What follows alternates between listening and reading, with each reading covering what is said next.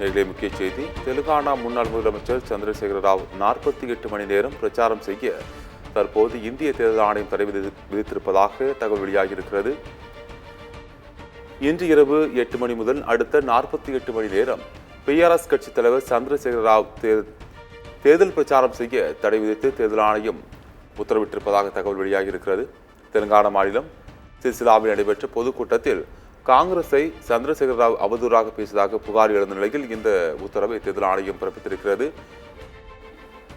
அடுத்த 48 மணி நேரம் தேர்தல் பிரச்சாரம் செய்ய இந்திய தேர்தல் ஆணையம் தற்போது அதிரடி உத்தரவு பிறப்பித்திருக்கிறது. சந்திரசேகர ராவ் அவதூறு பேச்சு குறித்து தேர்தல் ஆணையம் ஏற்கனவே நோட்டீஸ் அனுப்பியிருந்த நிலையில் தற்போது அதிரடியாக 48 மணி நேரம் தேர்தல் பிரச்சாரம் செய்ய தடையை தேர்தல் ஆணையம் விதித்திருக்கின்றது. தெலுங்கானா முன்னாள் முதலமைச்சர் சந்திரசேகர ராவ் அடுத்த 48 மணி நேரம், அதாவது இன்று இரவு 8 மணி முதல் அடுத்த 48 மணி நேரம் பிரச்சாரம் செய்ய இந்திய தேர்தல் ஆணையம் தடை விதித்திருக்கின்றது. இது குறித்த முக்கிய தகவல் தற்போது பார்த்து விரிவான தகவலை பின்வரும் செய்தி தொகுப்பில் பார்க்கலாம்.